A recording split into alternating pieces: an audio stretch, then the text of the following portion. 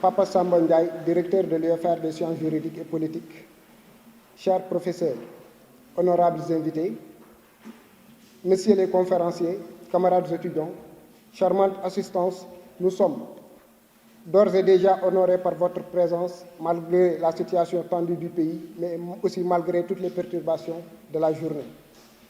Au nom du club sciences politiques de l'UGB, l'Université Gaston Berger de Saint-Louis, au nom de la section du panel sciences politiques à l'UGB, l'Université Gaston Berger de Saint-Louis, je vous souhaite la bienvenue à l'Université Gaston Berger de Saint-Louis.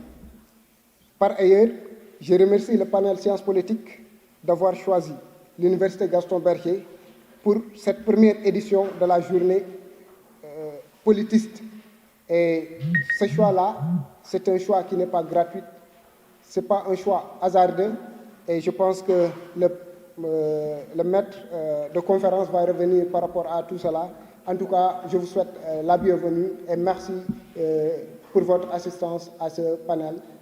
Encore une fois, merci. Et nous vous souhaitons en tout cas une conférence très riche en idées, très riche en termes de vision, en termes de politique, en termes de perspective pour le développement de nos pays. Merci. Présenter le panel sciences politiques en quelques lignes. Monsieur le parrain, professeur Papa Samba Ndiaye, directeur de l'UFR de sciences juridiques et politiques.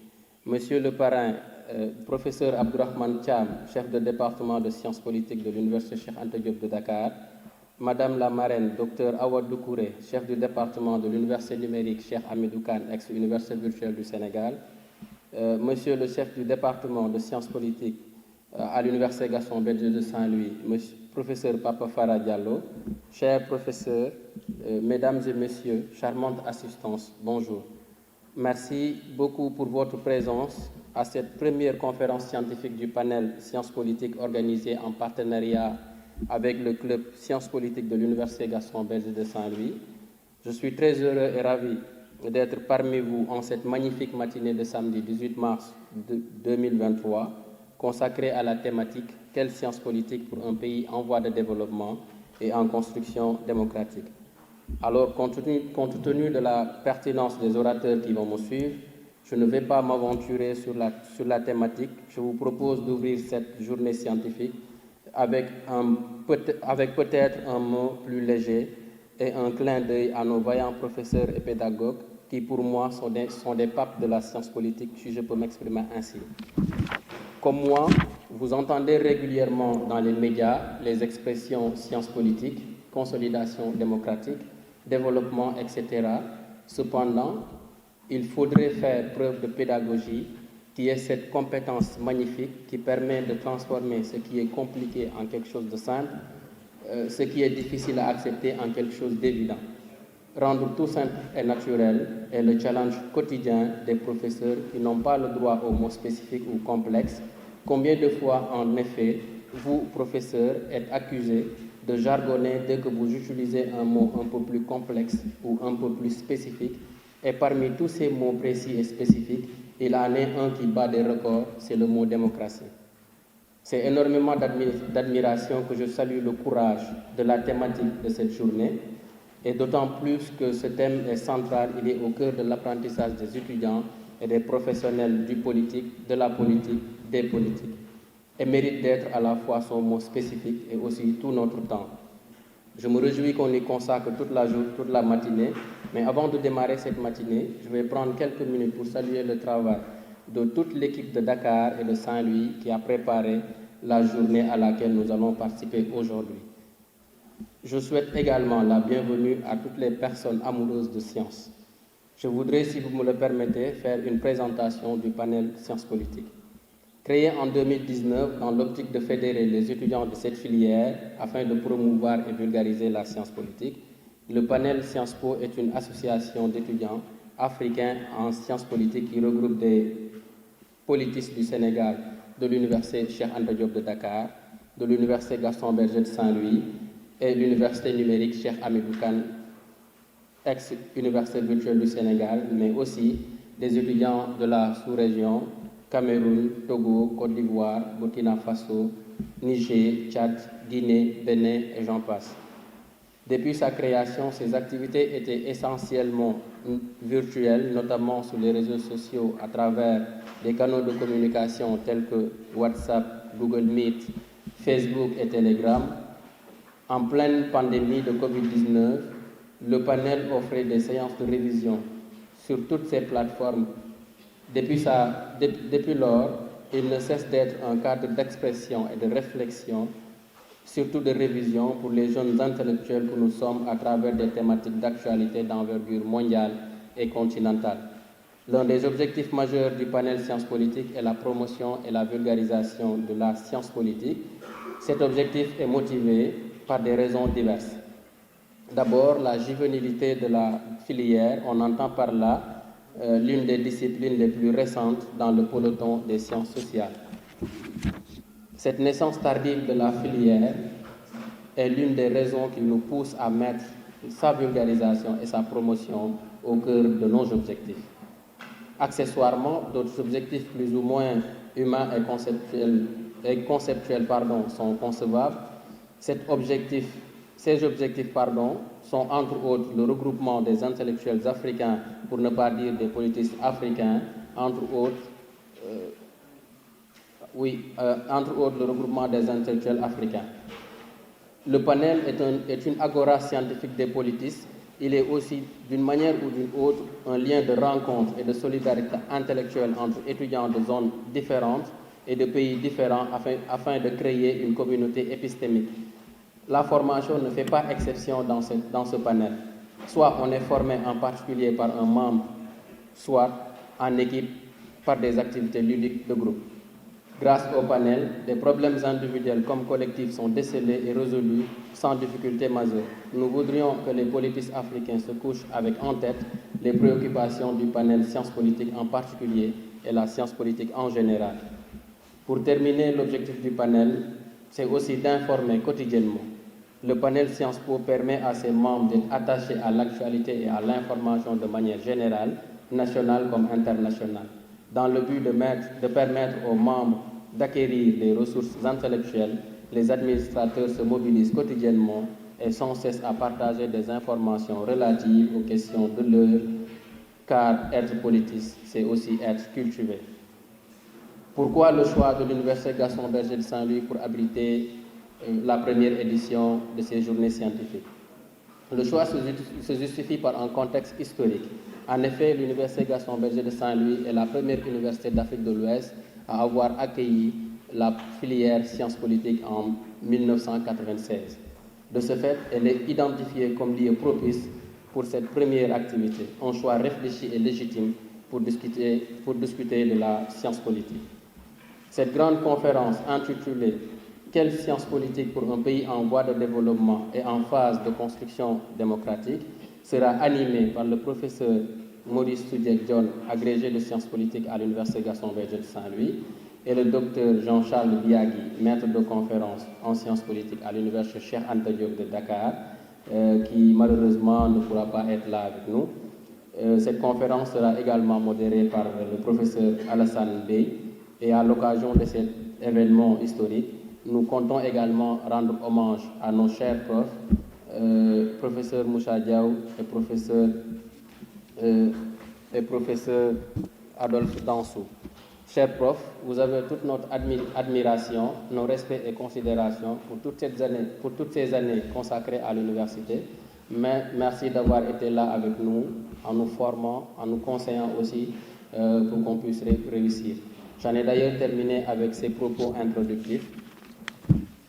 Il ne me reste plus qu'à vous souhaiter une bonne et fructueuse journée scientifique. Merci pour votre aimable attention. Je m'en vais donner la parole au coordinateur du panel sciences politiques. Je vais nommer Ibrahima Diatta sous vos applaudissements. Merci, doyen Django. Je dois dire tout d'abord que c'est un grand plaisir pour moi d'être là. C'est un plaisir aussi pour tous les étudiants de l'UCAD et de l'Université numérique l'Université numérique Cheikh Ahmadou Kane d'être là aujourd'hui. Je vais commencer par la salutation. C'est pour cela que je vous dis d'abord bonjour, chers politistes et politologues. nous vous souhaitons la bienvenue à la toute première activité physique du panel Sciences Po. Chers parrains, je veux nommer ici le professeur Pape Samba Ndiaye. Chère marraine, malheureusement, elle n'est pas là, à Odoukré. Chers invités, enfin, chers étudiants, c'est un grand honneur, en même temps une lourde responsabilité, que je m'adresse à une si éminente assemblée politiste. Je suis étudiant au même titre que 95% des personnes dans la salle. Mais jamais je ne regretterai ma décision, celle en 2019, d'avoir pensé à rassembler les politistes africains. En effet, depuis la création du panel Sciences Po, qui sera officiellement Association des étudiants africains en sciences politiques, au sortir de cette première édition, mon dévouement pour la science politique n'a fait qu'augmenter. Et bien entendu, je suis singulièrement heureux et surtout fier de pouvoir être l'auteur de cette idée géniale. C'est aussi un immense plaisir pour moi de prononcer ce discours dans cette historique université africaine et sénégalaise, en particulier en raison de son statut de première université francophone de l'Afrique à consacrer l'enseignement de la filière sciences politiques. Nous avons été les initiateurs de ce projet, mais ça ne nous appartient plus. D'autant plus que je me suis rendu compte que je ne suis pas le seul à avoir aimé cette discipline. Par ailleurs, nous sommes là aujourd'hui pour revaloriser et promouvoir la discipline sciences politiques, qui est notre filière. Une filière d'avenir, une filière rentable, une filière entrepreneuriale, une filière promoteuse, une noble filière, je dirais même la filière des élites, et j'en passe. Alors ces retrouvailles et regroupements politiques qui commencent ici à Sanar est une page qui ne devra jamais tourner. Le panel Sciences Po est un projet qui doit inspirer tous les politistes, d'autant plus que c'est seulement le regroupement d'un tel calibre et envergure qui nous permettra de restaurer la discipline dans les universités africaines. Mais aussi, c'est à travers les regroupements de ce genre que l'opinion africaine sera renseignée davantage sur l'essence de la discipline. Nous avons une discipline jeune, récente dans le continent, mais sa valeur dépasse nos propres frontières. Ceci étant, la filière Sciences Po est une discipline particulière qui donnerait sa singularité à ces champs d'études.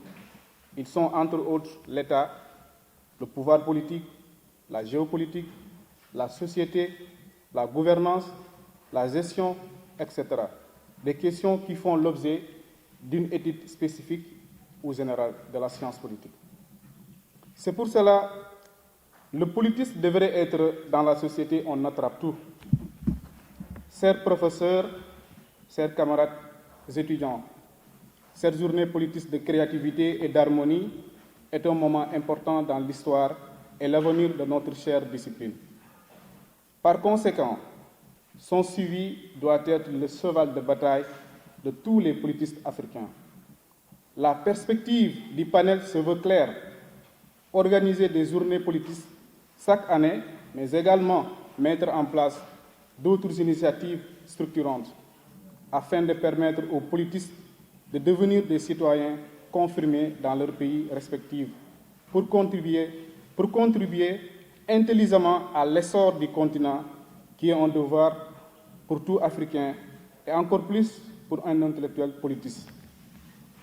Car l'intellectuel politiste est quelqu'un qui est censé connaître les enjeux du monde. À ce propos, nous lançons un appel solennel aux autorités de nos départements et unités de formation et de recherche de redoubler les efforts qu'ils sont en train de faire déjà pour permettre à leurs étudiants d'acquérir une bonne formation. Cela ne serait possible qu'à travers la révalorisation des enseignements qui parfois, en raison des défis multiformes, sont insatisfaisants, quelquefois aussi incomplets. Mais aussi, au-delà des enseignements, il y a également la documentation qui pose problème dans nos universités.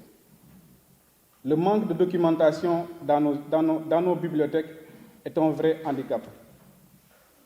À l'université Cheikh Anta Diop, par exemple, la quasi-totalité des ouvrages sont devenus trop anciens et ne répondent plus aux besoins du moment. C'est une problématique qui mérite une mûre réflexion au niveau des autorités afin d'encourager les étudiants dans leur recherche. La vulgarisation de la science politique doit faire l'objet d'une conjugaison de nos efforts collectifs.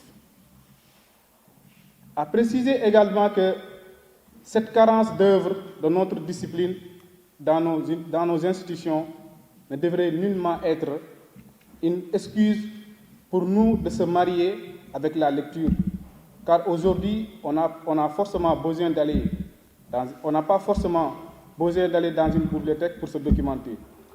Il suffit juste d'être un bon usager des réseaux sociaux pour pouvoir disposer de ce dont on a besoin en termes de documentation pour avancer. Et d'ailleurs, la lecture doit être le quotidien du politiste. L'une des particularités du politiste réside dans sa capacité de lire. Un politiste, c'est aussi un lecteur. Le professeur Abdurrahman Cham, chef du département des sciences politiques de l'Université Cheikh Anta Diop de Dakar, a l'habitude de dire, je le cite, « Un politiste doit être un rat de bibliothèque. » Donc, chers étudiants, soyons des rats de bibliothèque. Et comprenions également que nous sommes les élites de demain de ce continent, car le politiste est appelé généralement à être un commis de l'État. Chers étudiants, comme vous le savez, ce moment aussi est une occasion pour nous de rendre hommage à deux professeurs, en l'occurrence le professeur Moussa Diaw et le professeur Adolphe Dansou. Nous leur remercions de leur présence d'abord, mais aussi de leur remercier le service qu'ils ont rendu à la science politique, notamment sa vulgarisation. Professeur Moussa Diaw, nous vous remercions de votre présence. Je ne vais pas faire une longue tirade, d'autant plus que la suite du programme, en l'occurrence la conférence, est un plat que nous sommes toutes et tous impatients de goûter. C'est pour cela, avant de terminer, je voudrais formuler quelques remerciements à l'endroit d'abord de nos parrains. Les professeurs Papa Samba Ndiaye, directeur de l'UFR, des sciences juridiques et politiques, Abdurrahman Cham, chef du département des sciences politiques de l'UCAD, et aussi à notre marraine, Dr Awa Doucouré, qui ont respectivement accepté de parrainer et de marrainer cette première édition. Nos remerciements vont également à l'endroit de nos deux conférenciers, le professeur Maurice Soudjek John et le professeur Jean-Charles Biagui, qui n'est malheureusement pas là. Nous remercions aussi tous ceux qui ont répondu présents à notre invitation. Je remercie et encourage également à titre personnel mes camarades étudiants, notamment ceux qui ont contribué activement à l'organisation de cette belle journée. Vous me permettrez, cher public, de citer quelques-uns parmi eux. Les doyens Ababakar Djanko et Serna Fall, Babakar Cham de l'UCAD, Awassar de l'UCAD, Ndeye Marem Diallo de l'UGB, Mohamed Seydba de l'Université numérique Cheikh Hamidou Kane, Cheikh Fatou Gueye de l'UGB, Lamine Baldé de l'UGB, Vernon Tepano du Cameroun, Abdou Salif Sow de l'UCAD, Absa Karima du Cameroun, Barthé Nyimpal de Togo, Aziz Malik Diallo de l'UGB, Souleymane Diao de l'Université numérique Cheikh Hamidou Kane, Amadou Djoulé Diallo de l'Université Cheikh Anta Diop de Dakar, Aminata Sok de l'Université Cheikh Anta Diop de Dakar, merci pour vos engagements. Je vous souhaite une bonne journée politiste. Vive la science politique et merci de votre aimable attention. De prendre la parole devant nos enseignants et je vais lui faire retirer ce qu'il a dit tout à l'heure en me nommant comme doyen. On ne saurait être des doyens devant des doyens. Alors merci beaucoup, cher coordinateur. Alors je vais passer tout de suite la parole au parrain de la journée.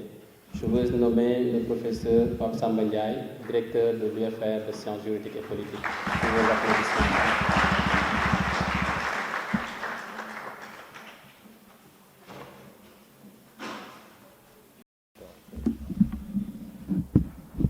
Bonjour chers étudiants, chers collègues, à vos rangs, grades et titres. C'est pour moi un grand honneur et un immense plaisir de venir participer à cette journée dédiée à la science politique. Je ne vais pas empiéter sur la présentation du conférencier, mais je dirais que la science politique a fait un long chemin pour arriver à l'étape d'aujourd'hui. Avant, quand on disait science politique, on mettait un S. Donc, parce que c'était pour montrer cette affiliation par rapport aux autres disciplines. Les premiers politistes, ils étaient des historiens, des juristes, des économistes, des sociologues qui enseignaient leur domaine et qui, à la longue, ont commencé à faire des réflexions en sciences politiques. C'est par la suite que la science politique s'est autonomisée et maintenant on parle de sciences politiques au singulier, sans S.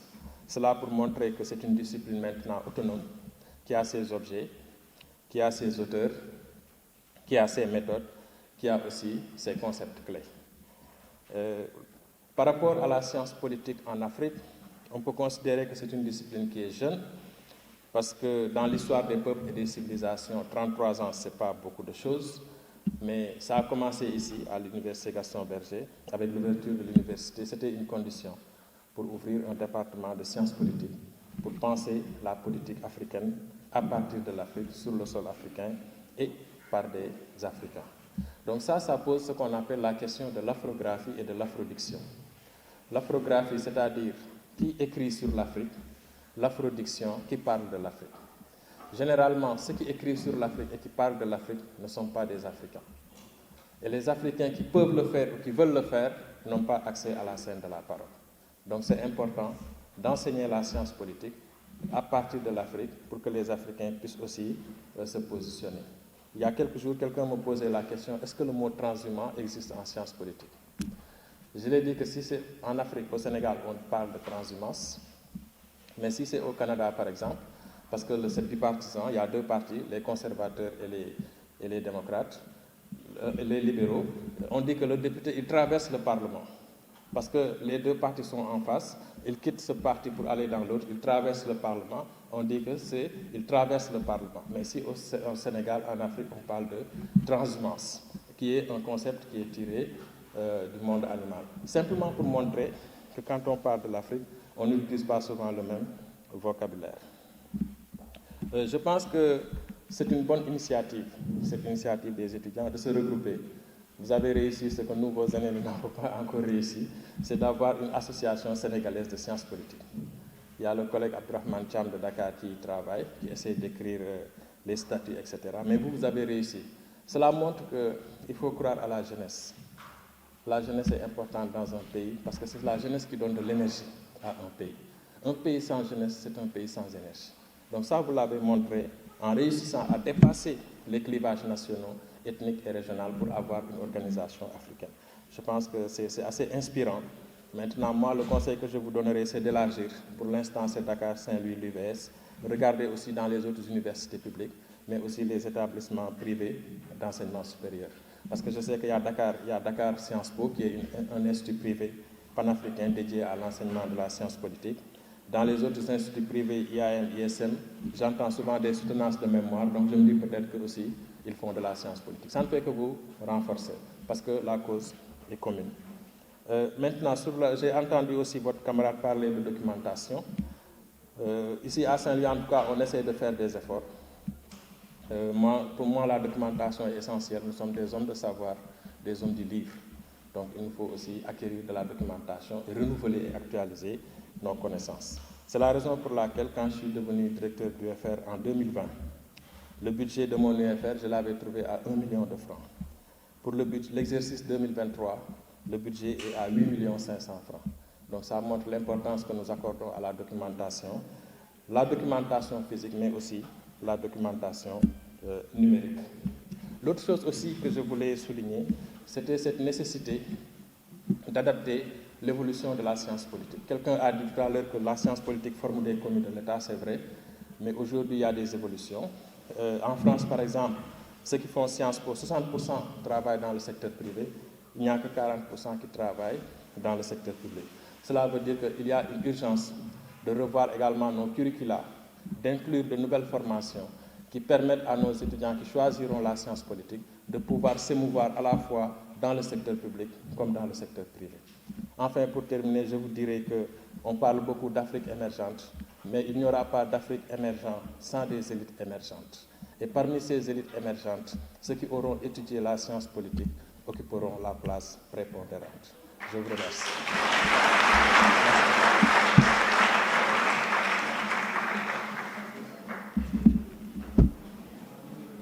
Alors, merci beaucoup, cher prof, cher doyen, le professeur Pape Samba Ndiaye, pour ces mots. Merci, chers jeunes, d'être cette élite émergente qui fera rayonner en tout cas l'Afrique, qui fera briller l'Afrique. Et merci aussi d'être cette communauté en tout cas qui pourra peut-être écrire et réfléchir sur l'Afrique. Merci beaucoup. À présent, nous allons passer à la cérémonie d'hommage au professeur Adolphe Dansou qui n'est malheureusement pas là aujourd'hui, et au professeur Moussa Diaw, à qui je voue un respect immense pour toutes ces années, cher prof, que vous nous avez eu en classe. Merci en tout cas pour vos conseils, votre éclairage en tout cas par rapport à ces zones d'ombre. Merci également d'être ce professeur en tout cas qui était un papa pour nous, qui est toujours un papa, à qui en tout cas nous réservons en tout cas un hommage chaleureux. Je vais peut-être sans plus tarder passer la parole à notre doyen, professeur Bey, pour qu'il revienne un peu sur son parcours, surtout parler de son prof et de son collègue de travail. Merci prof, vous avez la parole. Si vos applaudissements, s'il vous plaît. Bonjour monsieur le directeur, madame, messieurs les membres du PAT, chers étudiants. Il me revient le privilège et la lourde responsabilité de prononcer ce petit discours, ces petits mots, afin de rendre un hommage mérité à mes maîtres et professeurs Moussa Diaw et Adolphe Dansou, partis à la retraite après plus de 20 ans au service du rayonnement de la science politique au Sénégal et en Afrique. Il faut le dire, professeur Dansou et professeur Moussa Diaw ont été des pionniers dans l'enseignement de la science politique au Sénégal. Dans Itinéraire et réflexion d'un enfant du Waalo, à la page 133, prof Diaw revient sur son installation à Saint-Louis, je le cite, un 5 octobre 2000, à la suite de son recrutement à l'UGB, où il est resté 6 mois sans salaire, suite à quelques soucis administratifs. Malgré un contexte difficile, avec ses compagnons de galère, je le cite toujours, Madi Boiré, Amadouka, Moussa Zaki et Adrien Dior, Moussa Diaw a su relever le défi et a été de tous les combats pour la reconnaissance, l'autonomie et la visibilité de la science politique au Sénégal. Chers collègues, chers étudiants, je pense humblement que je suis bien placé pour parler des collègues que nous honorons aujourd'hui, car ayant été tour à tour leurs étudiants, puis leurs collègues, n'est-ce pas la preuve d'un travail bien accompli, mais surtout un motif de satisfaction pour nos collègues. Mon témoignage à l'endroit de mes collègues et maîtres se fera en 2 temps. Dans un premier temps, c'est l'étudiant qui vous parlera, et dans un second temps, le collègue. J'ai rencontré les professeurs Moussa Diaw et Adolphe Dansou en 2008. je venais de découvrir l'université. Avec mes camarades de promo, on appréhendait à l'époque avec crainte le parcours en sciences juridiques et politiques, tellement la sélection était rude.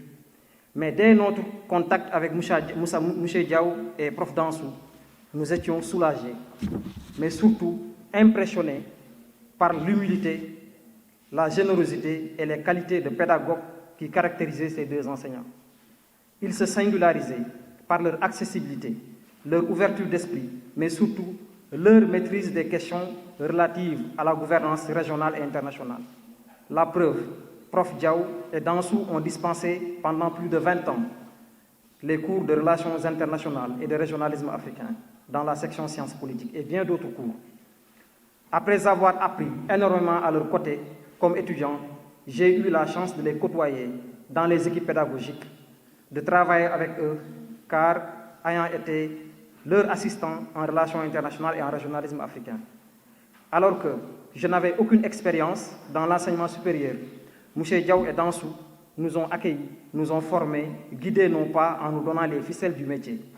Je me souviens de leurs conseils, de leur orientation, mais surtout de leur confiance et de la liberté qu'ils accordaient aux assistants, stimulant ainsi leur créativité. Fin 2010, alors que nous étions confrontés à une montée en puissance de l'UGB, entraînant un grossissement des effectifs et une surcharge de travail, Mouché Diaw et Dansou ont toujours donné l'exemple en faisant leur part du job. Malgré l'âge et la pénibilité des corrections, ils n'ont jamais résigné à appuyer les assistants dans la correction des copies, mais aussi le département dans l'encadrement des mémoires et des thèses. Les deux collègues, en plus de leur activité d'enseignement et de recherche, ont été chefs de département. Le prof Dansou a été notre troisième chef de section, après le professeur Babali Sall, Mathieu Monjib, Ousmane Kane. Le prof Moussa Diaw va prendre le relais entre avril 2012 et mars 2014. On peut dire, et sans risque de nous tromper, qu'ils ont été utiles à la communauté universitaire. Nous sommes heureux aujourd'hui de pouvoir rendre hommage, chers collègues, et vous souhaiter le bonheur pour la nouvelle vie qui s'ouvre à vous, loin des emplois du temps, des conseils d'UFR et de département et des copies à corriger. Bien qu'il ne soit toujours aisé d'amorcer un tel virage dans son existence, nous sommes sûrs que votre naturel optimisme et votre dynamisme vous permettront de découvrir des quantités d'activités, sources de satisfaction qui se substitueront à votre métier que vous aimez tant. Je vous remercie de votre aimable attention.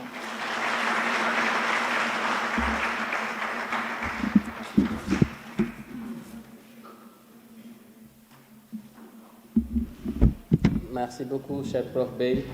Merci pour ces mots. Merci aussi pour ce fort témoignage à l'endroit du professeur Moussa Diaw et du professeur Adolphe Dansou. Le professeur Moussa Diaw, pour qu'il se prononce à cette cérémonie d'hommage. Et juste après son allocution, un cadeau lui sera remis par le directeur de l'UFR des sciences juridiques et politiques. Professeur Moussa Diaw, vous avez la parole sous vos applaudissements, s'il vous plaît. Je suis vraiment très ému des aimables paroles que j'ai entendues à mon égard et à l'endroit aussi de mon collègue Dansou, des efforts que nous avons fournis pour l'ancrage de la science politique à l'Université Gaston Berger de Saint-Louis dans un contexte très difficile.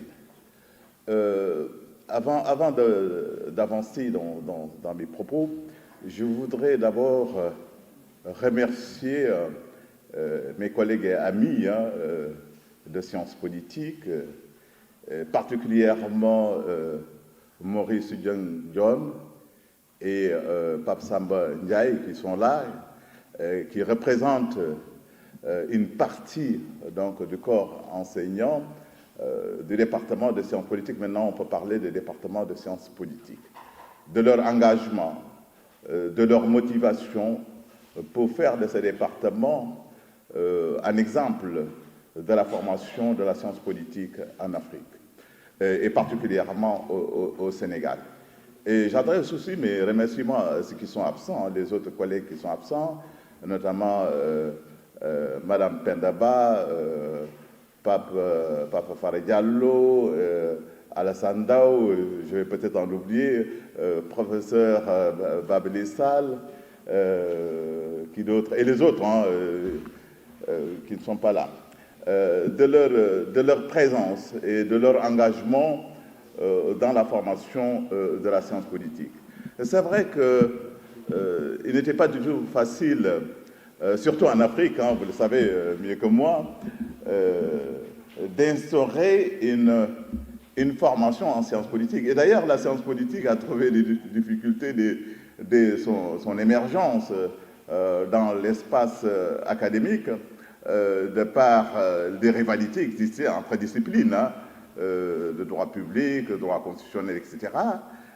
Mais l'évolution des enseignements et les exigences aussi des sociétés ont fait que l'enseignement de la science politique s'est imposé, et puis la science politique est devenue autonome, autonome des autres disciplines, en choisissant bien sûr sa voie, ses méthodes et les outils nécessaires pour analyser, interpréter et faire comprendre le fonctionnement des sociétés politiques. Et c'est en cela que c'est très important. Et en Europe, vous savez, ce n'est pas du tout facile, notamment en France. La France avait des difficultés, des retards, beaucoup de retards dans la formation. Mais c'est devenu une formation élitiste en France. Quand vous dites à quelqu'un que vous faites sciences politiques, il vous regarde, il vous apprécie et demande comment vous avez fait pour réussir la formation, parce que c'est là-bas, c'est un concours. Et on l'a élargi dans toutes les régions. Maintenant, en France, il y a des instituts d'études politiques, au-delà de la formation reconnue qui est l'Institut d'études politiques de Paris, où sont passés la plupart des gouvernants, des gens qui sont passés à la tête de l'État français. Ils ont fait d'abord leur formation à l'IEP, parce que c'est un concours. La formation dure 3 ans, mais une formation très, très rude, très prisée, parce que très élitiste. Et après, les étudiants choisissent de faire le concours de l'ENA. Et d'ailleurs, on a changé l'école, c'est devenu une école de formation des cadres de la fonction publique. Mais dans tous les cas, c'est une inspiration. Et la science politique, moi, je suis tombé dedans quand j'étais étudiant. J'étais étudiant à Rennes. Et j'ai commencé mes études au début, le bac. Après le bac, j'étais en Algérie. J'ai juste fait rapidement un petit parcours. J'ai fait l'université centrale d'Alger, ils appellent ça la fac centrale d'Alger. Quand j'ai eu le bac, j'étais orienté là-bas. Donc je connais bien le Maghreb, parce que j'ai fait 4 ans en Algérie à l'université centrale d'Alger, et j'ai voyagé à travers tout le Maghreb. Donc je connais bien les réalités aujourd'hui, les problèmes qui se posent avec le discours du président tunisien. Ce n'est pas quelque chose de nouveau pour nous qui étions étudiants là-bas. Et je raconte juste une petite anecdote, parce que quand on a débarqué, c'était un moment quand je suis arrivé, c'était dans les années 80. D'ailleurs, on est arrivé une semaine après, il y a eu le tremblement de terre d'Asnam, donc en Algérie. Et nous avons vécu, on sait ce que c'est un tremblement de terre, parce que ça bougeait, c'était un vendredi. Et ce qui était extraordinaire, on était dans la mosquée, on était logé à la cité Kharobia, c'est une cité universitaire, et c'était le vendredi, à l'heure de la prière. Donc on était en train de prier, et puis l'imam, tout le monde était concentré dans la prière, et puis à un moment donné, on sentait des vertiges. Moi, je sentais personnellement des vertiges. Et puis, c'était comme si on était dans un bateau. Et ça bougeait, ça tremblait, la terre tremblait. Parce que c'était un étage, le deuxième étage, et puis où il y avait la mosquée, et à un moment donné, je crois que c'était l'imam qui était le premier à sortir, mais dans des bousculades extrêmement. Alors c'était la bousculade pour sortir. On a oublié la prière, certainement. Et puis c'était la bousculade, et ça a duré quelques minutes, quelques minutes, 1 minute ou 2. Mais après, c'était la peur. Ils disaient en arabe, zilzal, c'est-à-dire tremblement de terre. Zilzal, je sais c'est quoi ça. Il dit, oui, la terre a tremblé à l'Asnam. L'épicentre, c'était à 200 km d'Alger. Et nous, on était à Alger. Donc, c'était vraiment une période difficile. On a eu peur, la première peur de notre vie. Et puis après, on s'est habitué. Parce que même à la cité universitaire, de temps en temps, la nuit, on est bercé. Et puis parce que la terre tremblait. Et c'est arrivé souvent, parce que c'est une zone sismique, l'Algérie. Après la prière, bien sûr, il fallait ramasser les chaussures. Personne, bon, on a trouvé tas de chaussures là-bas, il fallait ramasser les chaussures pour les retrouver. Donc ça, c'était l'anecdote en Algérie. Et pour dire aussi que à l'époque, il y avait un film qui passait, c'était le film de Roots, Alex Haley, Kunta Kinte. L'acteur principal, c'était sur le racisme, la traite des Noirs, etc., le film. Et les enfants, quand on passait dans la rue, le racisme, les enfants nous balançaient des cailloux pour nous dire Kunta Kinte. Ils nous appelaient tous les Noirs Kunta Kinte. L'acteur noir du film qui était maltraité, etc. Donc c'était ça, on sentait bien la xénophobie à l'égard des Noirs. Et pourtant, ce qui est extraordinaire en Algérie, il y a une bonne population du sud, tout le sud algérien est noir. Ce sont des populations noires qui sont issues des traites négrières. Mais c'est une zone qui est marginalisée et pourtant une bonne partie du pétrole algérien provient des puits de Hassi Massoud qui se trouvent dans le sud algérien. Mais ils sont marginalisés. Il n'y avait même pas d'université. C'est dans le début des années 90 qu'on a commencé à construire une université à Adrar, qui est la capitale de la région. Donc, pour vous dire les difficultés qu'il y a eu dans ce pays-là, du Maghreb, et puis vous sentez la même chose, aussi bien au Maroc. C'est un peu différent parce que le Maroc, à l'époque, c'était le roi Hassan II. On disait que ses parents il avait d'origine noire, etc.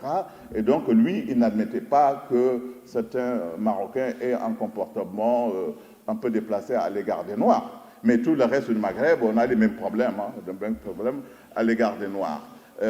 Et dans les bus, je termine avec ces anecdotes-là, dans les bus, il ne faut jamais, Alger, je ne sais pas s'il y a des gens qui ont fait l'Algérie, prendre les derniers bus, puisqu'on avait des bus universitaires qu'on appelait les bus du Crous. Parce que la cité était très loin, c'est une zone montagneuse. Et puis le dernier bus, c'est le bus que, vous savez, là-bas, les gens boivent l'alcool, boivent beaucoup l'alcool, et les étudiants sont dans les bistrots, parce qu'il y a énormément de bistrots.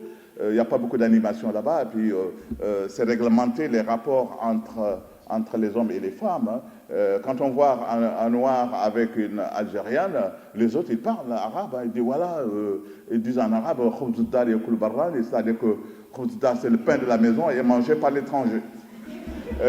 Vous voyez ces sentiments-là, ces réflexions à l'égard du noir. Alors, pour revenir justement à la science politique, c'était difficile au début, pour la mise en place, parce qu'on venait d'arriver. Moi, je venais de Rennes, j'ai fait mes études à Rennes.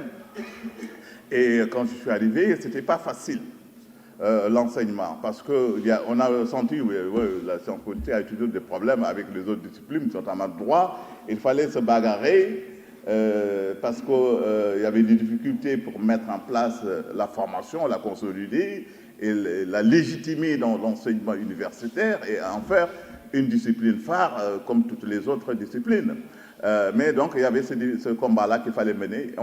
Heureusement, notre détermination avec les autres, nous sommes parvenus donc à mettre en place et continuer le travail pour que la science politique devienne aujourd'hui qu'on ait des formations même au niveau doctoral.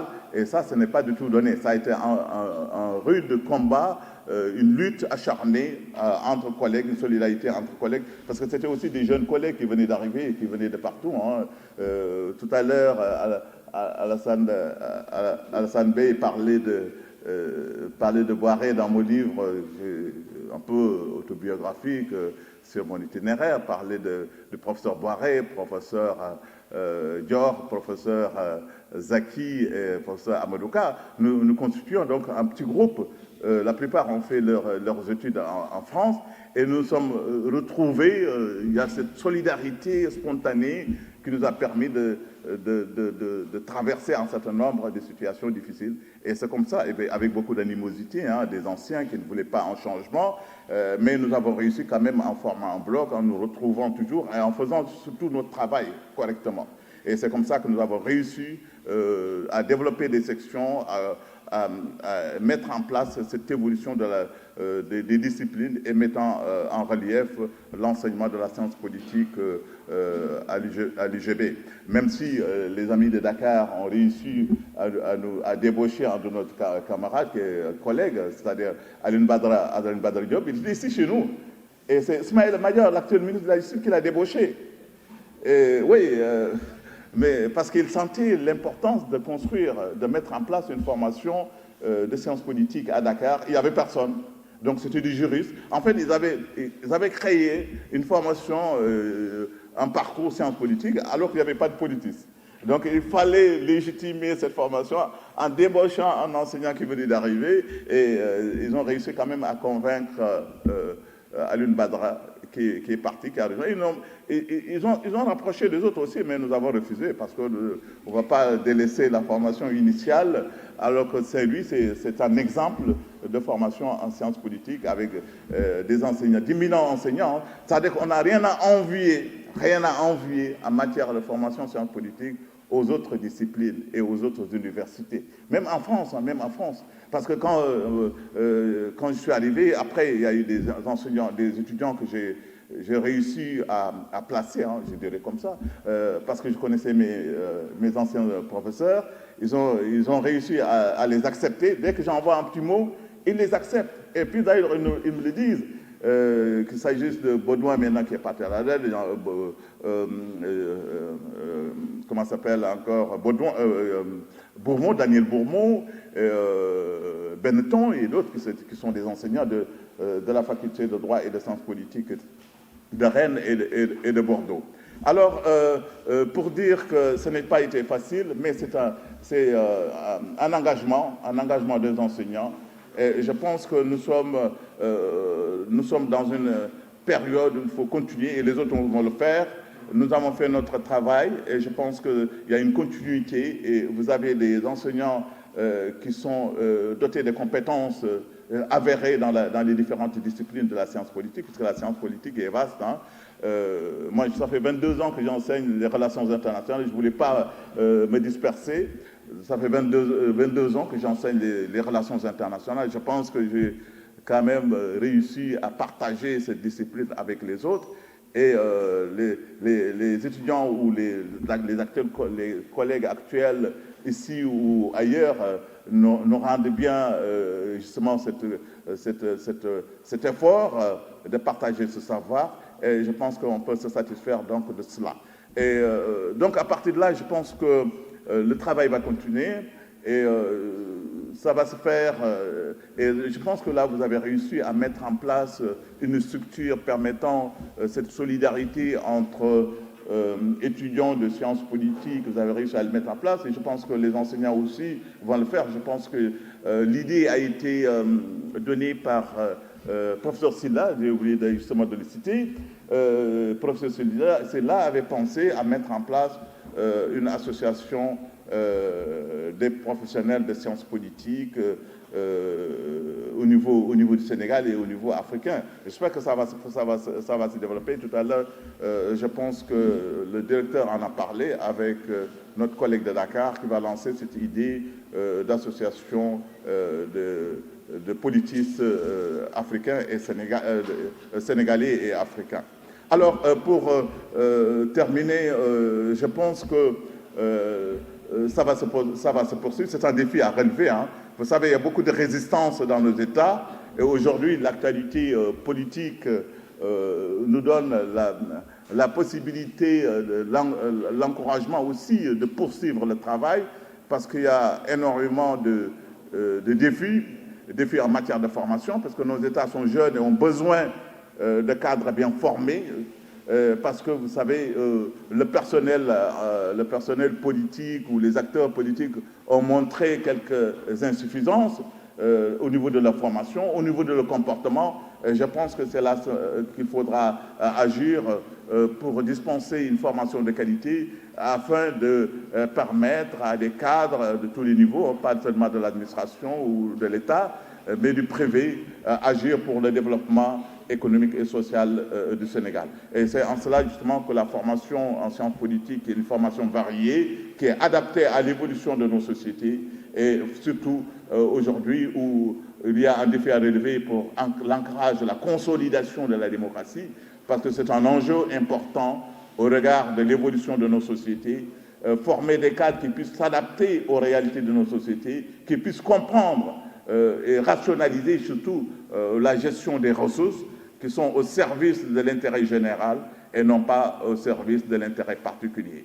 Et je pense que la formation de la science politique est adaptée et permettra de relever ces défis-là et donner aussi la possibilité au Sénégal et aux pays africains de se positionner et améliorer leurs conditions de vie, de développement économique et social, mais aussi de s'insérer dans les grandes relations, dans les nouvelles relations internationales où ils ont un rôle à jouer en fonction bien sûr des compétences, en fonction du travail qui sera fait pour faire en sorte que les pays africains puissent jouer leur rôle, parce qu'il ne s'agit pas seulement de participer à une organisation des Nations Unies pour leur présence, mais de jouer un rôle important, et ce rôle important ne pourrait venir que d'une solidarité au niveau africain, des dépassements donc des divergences au niveau africain, et de construire justement une communauté africaine qui puisse jouer ce rôle pour permettre à l'Afrique de jouer son rôle, d'être présent dans le concert des nations. Je vous remercie.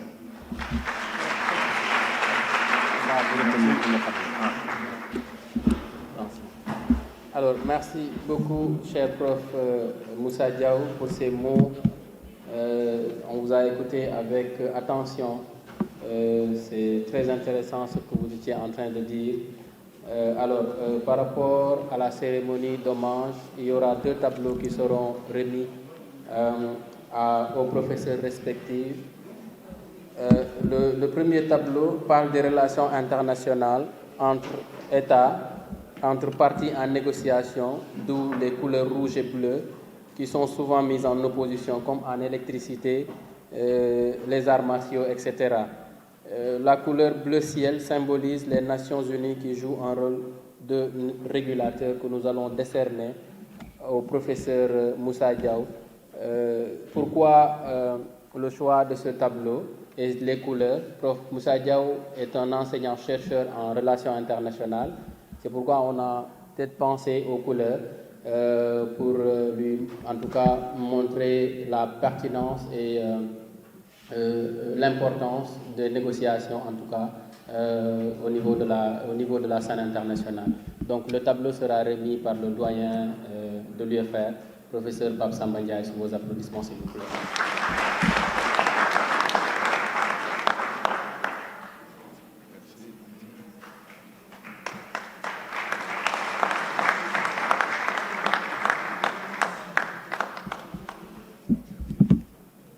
Alors, le deuxième tableau est décerné au professeur Adolphe Dansou, qui n'est malheureusement pas là. On va dire que la couleur rouge, de part et d'autre, symbolise les différents hommes du continent ayant étudié et pratiqué la science politique et le droit, et qui, à la fin de leur carrière, passent le flambeau aux nouveaux initiés. Ces derniers sont comblés d'expérience de ces mentors qui sont une richesse, d'où la couleur jaune. On va demander à professeur Maurice Diagne de remettre ça à prof Bey, puisque prof Dansou n'est pas là. Sous vos applaudissements, s'il vous plaît.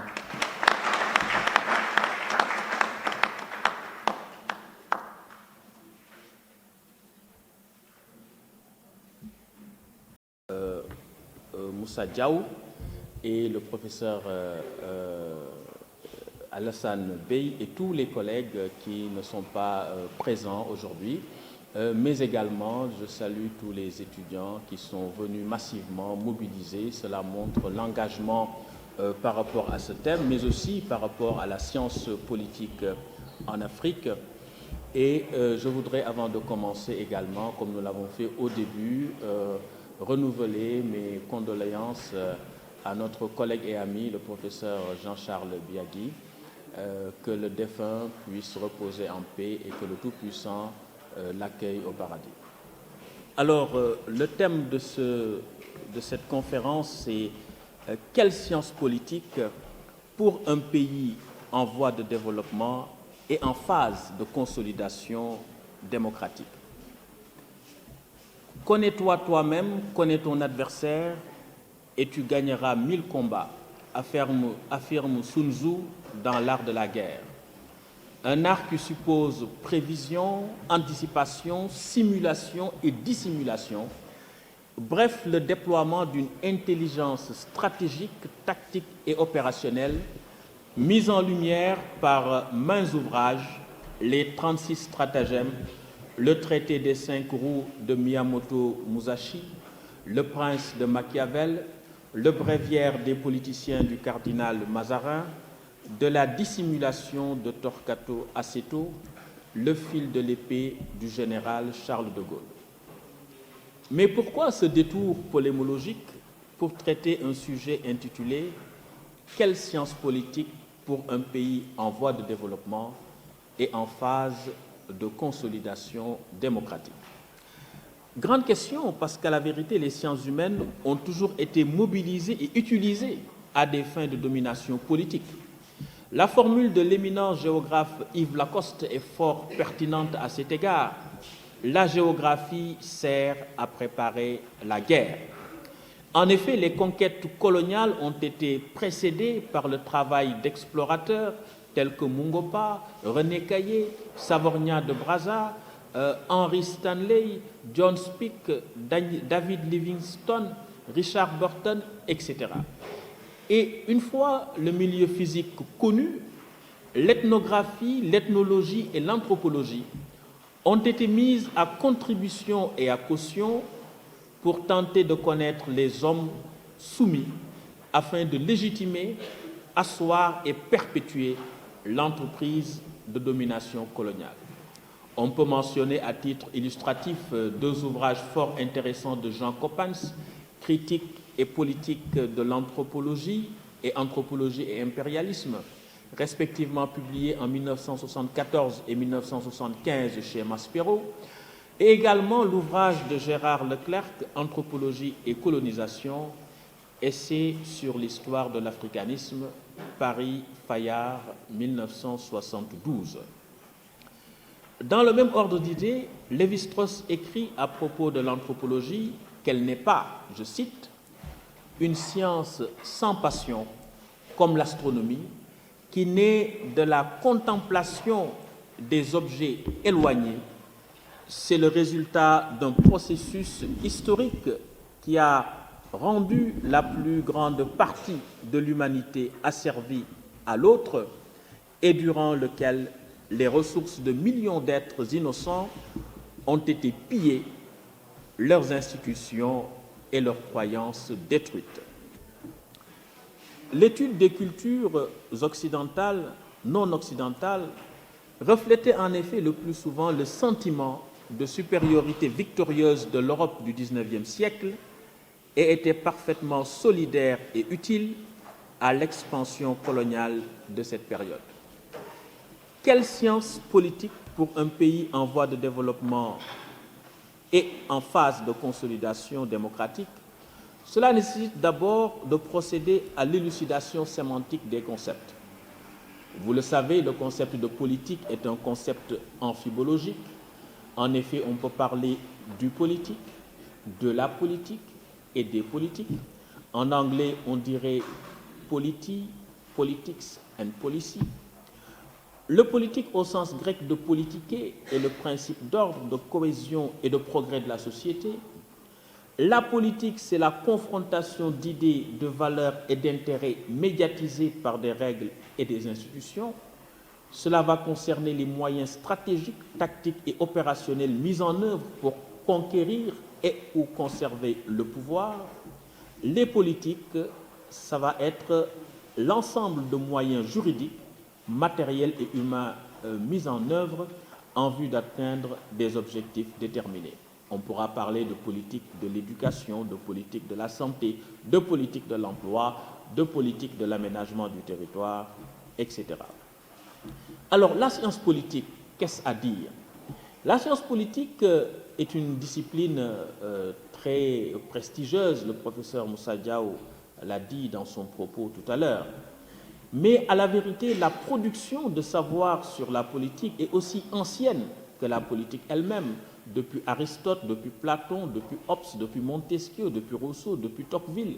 L'autonomisation de la science politique comme discipline académique est un processus qui est relativement récent, quand on a commencé à parler de professionnels de la politique, mais également de professionnels de la science politique, avec des lieux de production spécialisés, avec des modalités de recrutement spécifiques.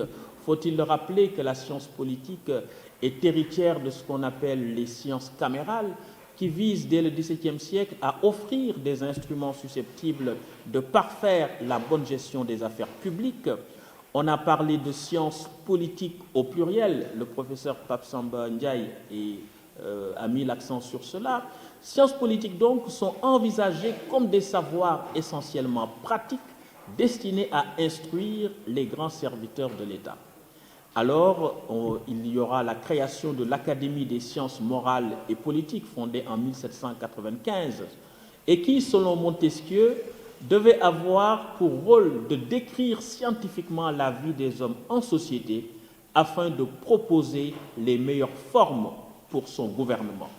Ensuite, nous aurons l'École libre des sciences politiques au pluriel, en 1872, fondée par Émile Boutmy, 1835-1906, qui est un écrivain et un politologue. En 1945, on va assister à une nationalisation de l'École libre des sciences politiques qui va donner l'Institut d'études politiques de Paris, qui va devenir Sciences Po Paris, et va marquer une volonté de former des élites que l'on retrouve également aux États-Unis avec la School of Political Science de l'Université de Columbia aux États-Unis, créée en 1880. En Grande-Bretagne, la London School of Economics and Political Science, créée en 1895. On note alors un début d'institutionnalisation de la science politique en France en 1945, donc, comme je le disais, avec la création de l'ENA, École nationale d'administration, qui dispose du monopole de recrutement dans les grands corps de l'État, Conseil d'État, Inspection des finances, Cour des comptes, et d'un institut d'études politiques qui est adossé à une fondation nationale des sciences politiques. On voit alors qu'il y a eu, à partir de 1945, la création de l'IEP de Strasbourg, en 1948, des IEP de Grenoble, de Lyon, de Toulouse et de Bordeaux, d'Aix-en-Provence en 1956, de Lille et de Rennes au début des années 1990. Une association française de sciences politiques est mise en place en 1949, la Revue française de sciences politiques née en 1951, le concours d'agrégation de sciences politiques est créé en 1971. Mais quand on parle d'autonomisation relative de la science politique, il faut dire que les équipes des chercheurs sont souvent adossées à des fondations qui financent leurs travaux, comme la Fondation Ford, la Fondation Rockefeller, par exemple, et nous allons le voir également dans le déploiement des théories politologiques telles que le dépendantisme et le développementalisme. Développementalisme pour en venir au terme développement. Le développement, qu'est-ce à dire? Le développement, c'est finalement un processus continu de promotion du bien-être matériel et moral de l'homme, de tout l'homme et de tous les hommes, ou en tout cas du plus grand nombre, qui repose sur la production efficace, effective et efficiente et la répartition équitable des richesses nationales, qui englobe donc pour dépasser l'aspect strictement économique, parce qu'il repose aussi et surtout sur l'épanouissement socioculturel et spirituel de l'homme, l'épanouissement de toutes ses facultés, de toutes ses virtualités en vertu, pour parler comme le président Léopold Sédar Senghor. Et ça, c'est un aspect essentiel pour éviter les travers de l'économisme, c'est-à-dire de faire de l'économie une fin en soi. Or, comme le dit Albert Camus, toute action entreprise au service de l'homme doit trouver son fondement et sa finalité en l'homme. L'homme, ce complexe ontophylogénétique, c'est-à-dire d'ordre biosocial, qui est constitué d'un esprit, d'un corps et d'une âme. Finalement, le développement va être la vivification permanente et constante de ces trois instances de l'être humain qui font son équilibre pour un épanouissement dans la dignité. Mais quand on parle de démocratie qui intéresse tout particulièrement les politiques, alors de quoi s'agit-il? On a des définitions maximalistes de la démocratie, comme on a pu en avoir avec le discours du 19 novembre 1863 d'Abraham Lincoln, qui disait que la démocratie, c'est le gouvernement du peuple, par le peuple et pour le peuple. Mais cette définition maximaliste a du mal à être opératoire, tant il est vrai que le peuple n'a jamais été la source organique, fonctionnelle et téléologique du pouvoir politique, sans doute en raison des difficultés pratiques de mise en œuvre qui a amené certains auteurs, comme Robert Dahl, à privilégier des critères moins rigides à travers ce qu'il appelle la polyarchie. Eh bien, les critères de la polyarchie sont au nombre de 7. Liberté de former et de s'affilier à des organisations, liberté d'expression, le droit de vote, le droit des leaders de compétir pour chercher des soutiens, c'est important dans ce contexte sénégalais, l'existence de sources alternatives d'information, l'éligibilité des fonctions publiques, des élections libres et honnêtes. Alors Robert Dahl y ajoute 5 autres conditions qui sont nécessaires à la stabilisation de la polyarchie. Les leaders ne doivent pas utiliser les appareils répressifs d'État, notamment la police et l'armée, pour conquérir et conserver le pouvoir. Cela vous parle certainement. Une société moderne, dynamique, organisée et pluraliste doit exister. Les velléités conflictuelles du pluralisme subculturel doivent être maintenues à un niveau acceptable. Quand on regarde aujourd'hui ces dérives qu'il y a sur les questions d'ordre ethnique, d'ordre identitaire, d'ordre religieux, que le Sénégal n'a jamais connu. Et enfin, parmi les populations du pays, particulièrement les strates les plus politiquement actives, il doit exister une culture politique et un système de croyances favorable à l'idée de démocratie et aux institutions de la polyarchie. Et Robert Dahl d'ajouter que les effets du contrôle et de l'influence extérieure doivent être négligeables ou positivement favorables. Mais la fortune heureuse est allée à la définition de Joseph Schumpeter de la démocratie, démocratie procédurale, minimaliste, en ce sens qu'il affirme, je cite, « la méthode démocratique et le système institutionnel, aboutissant à des décisions politiques dans lesquelles des individus acquièrent le pouvoir de statuer sur ces décisions à l'issue d'une lutte concurrentielle portant sur les votes du peuple.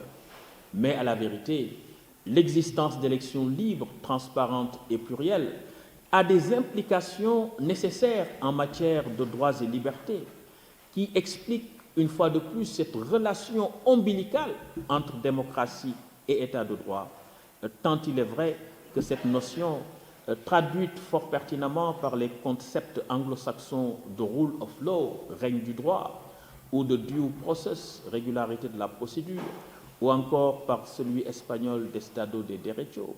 L'état de droit est ainsi une autorité légale, voire supralégale, garante de l'ordre démocratique, à l'effet de veiller au respect scrupuleux des droits humains. La démocratie et l'état de droit sont donc les deux faces d'une même médaille. C'est fort de cela que le professeur Gérard Connac affirme la démocratie et la transposition politique de l'état de droit, qui va marquer un peu cette transition parfois entre les élites qu'on va appeler les transitions pactées, ou alors les transitions qu'on a eues en Afrique à partir des années 1990 avec le modèle béninois qui va être le modèle à partir duquel les autres conférences africaines en Afrique, conférences nationales en Afrique vont être organisées. Et parmi ces conférences nationales, eh bien, certains auteurs, comme le professeur Maurice Kamto, va considérer que c'est un mode révolutionnaire de création du droit. Eh bien, pour le philosophe Fabien Ebousi-Boulaga, les conférences nationales vont permettre de quitter les limbes du pouvoir de fait vers la terre promise de l'état de droit par l'expérience et la souffrance transformatrice. Eh bien, à côté de la transition, nous avons également le concept de consolidation. À partir de quand une démocratie est-elle consolidée? Grande question, parce qu'aujourd'hui, on se pose la question de savoir, depuis que le processus démocratique est lancé au Sénégal, est-ce que la démocratie est consolidée? La démocratie n'est-elle pas à faire et à parfaire, c'est-à-dire une asymptote vers laquelle on tend? La démocratie est une quête perpétuelle. Alors, dès l'instant que c'est une quête perpétuelle, peut-on considérer une démocratie comme étant consolidée? Eh bien, on a pu le voir avec l'exemple du Sénégal. Nous avons eu deux alternances, mais en réalité, ce sont les mêmes problèmes qui ressurgissent. Contrôle des règles du jeu par le parti au pouvoir ou par la coalition au pouvoir, piétinement des droits et libertés à travers des entorses faites à l'état de droit, mais également cette tension permanente et constante autour entretenue par les acteurs avec cette politique au bord du gouffre pour éviter le gouffre de la politique, comme s'il y avait comme leitmotiv qu'il faille que les ambitions de pouvoir passent ou que la démocratie trépasse. Dès lors, on s'est dit finalement, est-ce que le terme de consolidation est un terme approprié? Ne faudrait-il pas parler finalement d'institutionnalisation, c'est-à-dire comment, dans une tension permanente et constante qui relie à la fois les contraintes juridiques et institutionnelles suggérées par l'organisation du jeu démocratique, il y a également le déploiement stratégique des acteurs en dedans de ces contraintes à travers des opportunités saisies. Et c'est dans la tension permanente et constante entre un système d'opportunités et de contraintes qu'il y a une dynamique d'évolution de la démocratie à travers trois mouvements essentiellement: l'extériorisation, l'autonomisation et l'intériorisation.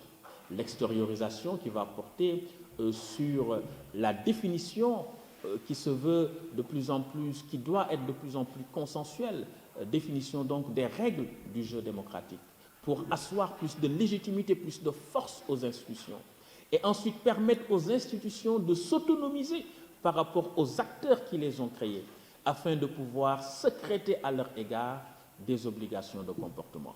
Mais la démocratie, c'est aussi l'institutionnalisation, plus exactement, c'est aussi l'intériorisation, c'est-à-dire comment les valeurs sustentatrices des institutions sont intégrées, intériorisées par les acteurs. Le professeur Jean Dubois de Gaudusson disait que constitution sans culture constitutionnelle n'est que ruine du constitutionnalisme.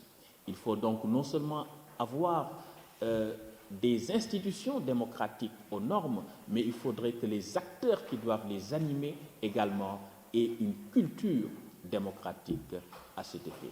Et cela est extrêmement important. Sinon, on n'a que des démocrates de convenance et non point des démocrates de conviction. Alors, la science politique africaniste, comme vous le savez, a souffert d'un certain nombre de biais réflexifs tenant d'abord aux fondements et postulats épistémologiques de la discipline politologique elle-même, descriptive plutôt que prescriptive et normative. Elle s'emploie en effet à étudier, analyser et interpréter les faits, à s'en tenir à ce qui est et non point à ce qui devrait être. Dès lors, on perd de vue que le positivisme lui-même est une idéologie, qu'il y a non seulement une idéologie de la science, mais une idéologie dans la science, en tant que rapport au réel et représentation du réel, qui est le positivisme, à côté d'autres modes d'appréhension de celui-ci. On perd également de vue que les concepts utilisés par la discipline ne sont pas neutres. Les concepts sont idéologiquement, axiologiquement et normativement marqués et connotés. Quand on parle de démocratie, quand on parle de développement, c'est forcément des valeurs qui sont suggérées par ces concepts-là. Eh bien, peut-on alors mobiliser ces concepts en terrain africain en évacuant les idées, les principes, les valeurs et idéologies qu'ils contiennent? Dans les pays occidentaux d'où provient la discipline, il existe une congruence certaine entre les institutions, les concepts et les réalités sociales, pour la bonne et simple raison qu'on part de ces dernières pour construire les premiers. J'ai l'habitude de dire qu'en Europe, on a d'abord eu une théorie de la pratique avant d'avoir une pratique de la théorie. Tandis qu'en Afrique, nous sommes en train d'opérer une pratique de la théorie sans avoir fait une théorie de la pratique. Concrètement, cela veut dire que nous avons des idéologies qui sont décalées, en décalage et en déphasage avec nos réalités sociales pertinentes, influentes et déterminantes, et que les idéologies ne reflètent pas nos clivages sociaux déterminants, contrairement en Europe. Dès lors, se pose un problème autour de la régulation politique du social et de la production sociale du politique. En Afrique, disais-je, on a donc ce problème de décalage entre des concepts souvent importés et décalés par rapport aux réalités. Dès lors, la science politique en Occident permet de mettre en lumière les imperfections des processus et produits politiques pour amener vers leur amélioration dans un contexte où les institutions se caractérisent par une stabilité, une solidité et un jeu politique routinisé, alors qu'en Afrique, la science politique, sous couvert de positivisme, tend à légitimer des idées, des pratiques et des comportements en porte-à-faux avec les principes et valeurs contenus dans les concepts. Qui plus est, la science politique est manipulée dans les luttes d'influence et de pouvoir endogènes et exogènes.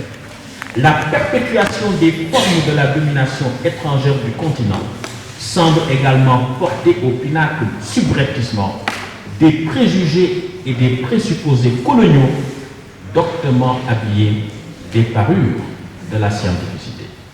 La réflexion est articulée donc autour du questionnement de la science politique comme science dans une double perspective épistémologique, une question épistémique cumulative, l'épistémologie de la science politique et l'épistémologie de la science politique. Sous le bénéfice de ces observations liminaires et à la lumière de tout ce qui précède, il convient de structurer la réflexion autour d'une structuration binaire, à savoir d'une part le démarquage par rapport au biais idéologique de l'impérialisme et d'autre part le démarquage par rapport au biais idéologique du positivisme. Le démarquage par rapport au biais idéologique de l'impérialisme. Je le disais tantôt dans mon propos liminaire que la science est instrumentalisée, utilisée à des fins de domination. On a vu comment, dans le contexte de guerre froide, au sortir donc de la Seconde Guerre mondiale, après l'effritement de cette grande coalition anglo-américano-soviétique baptisée la Grande Alliance, qu'on va voir un peu une escalade des méfiances réciproques entre les titans d'alors, l'URSS et les États-Unis, et qui vont essayer de capter et de capturer dans leur giron les États nouvellement indépendants. Dès lors, il convient d'examiner les faiblesses des théories extraverties et ensuite les faiblesses des théories introverties. Les faiblesses des théories extraverties. Je vous disais tout à l'heure qu'en réalité, la science politique, la science en général et la science politique en particulier, est mobilisée à des fins, à des ambitions de pouvoir. C'est Richard Cox, n'est-ce pas, très cher professeur Moussa Diaw, un éminent internationaliste, qui disait que toute théorie est théorie de quelque chose pour quelqu'un. Ça veut dire que la théorie n'est jamais neutre. Donc la science est utilisée à des fins hégémoniques, comme l'ethnographie hier, comme l'anthropologie hier, comme la géographie également pour préparer la guerre, c'est-à-dire pour soutenir une entreprise de domination. Eh bien, les États-Unis vont asseoir des théories, notamment les théories développementalistes, qui vont mettre comme idéal à atteindre l'American Way of Life, c'est-à-dire le modèle américain, qui va être considéré comme le nec plus ultra d'évolution des sociétés humaines. Et pour cela, des chercheurs vont être mobilisés à travers l'institution dénommée Social Science Research Council, qui va lancer un vaste programme relatif au développement et donc va essayer de voir comment séduire les pays en développement, les pays nouvellement indépendants, pour les inféoder en quelque sorte à l'entreprise de domination des États-Unis. Et parmi ces figures emblématiques de ces auteurs, on a Gabriel Almond, Harry Exkane, Sidney Verba, David Apter, James Coleman, Lucien Pye, Carl Dutch, David Lerner, Samuel Huntington, Seymour, Martin Lipset, etc. Et donc, on verra également que ces auteurs vont considérer le modèle américain comme le modèle à suivre, quelque part pour manipuler, instrumentaliser les pays africains en utilisant la science. Donc vous voyez bien comment la science politique est au service d'intérêts politiques. Donc finalement, la science n'est pas neutre. La science, elle est toujours science de quelqu'un, science pour quelque chose. Et donc cela va nécessiter, je reviendrai dans la seconde partie, tout un travail de déconstruction. Alors par rapport à ces théories également vont être réceptionnées en Afrique pour asseoir des autoritarismes, des régimes néopatrimoniaux, des régimes népotistes, des régimes néopatrimoniaux plus exactement, autoritaires et sanguinaires, népotistes, négateurs et transgresseurs des droits et libertés. On voit certains régimes comme au Togo ou au Congo,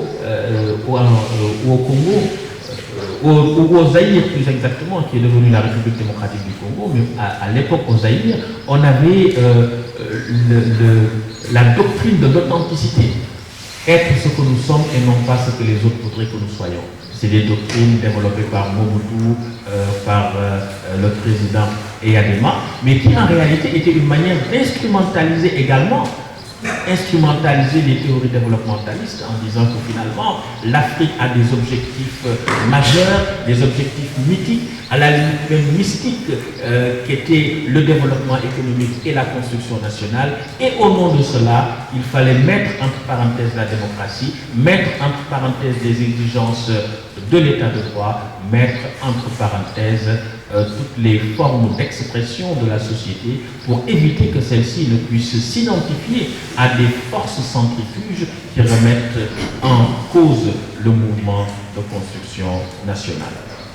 Eh bien, on va avoir également l'approche dépendantiste qui va être dans ce jeu de pouvoir avec également les États-Unis. L'URSS va se dire, mais tiens, on vous dit qu'il faut évoluer vers le développement, mais vous oubliez que c'est parce que le Nord, c'est-à-dire les États-Unis, l'Europe est développée, que vous-même, vous ne pouvez pas vous développer. Donc pour vous développer, il faut organiser une révolution, une rupture du lien ombilical qui vous retient avec cet Occident qui pille vos ressources, vos matières premières et les transforme pour vous les vendre plus cher.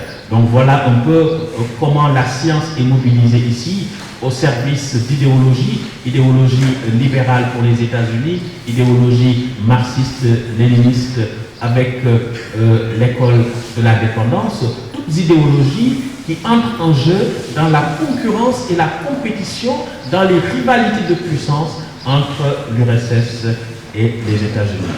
Parmi ces auteurs développementalistes, naturellement, vous aurez des auteurs comme André Gunder Frank, comme Samir Amin, comme Emmanuel Maléchen, etc., qui vont développer des stratégies comme la substitution aux importations ou comme la déconnexion avec le système capitaliste, un peu pour reprendre l'expression de Samir Amin.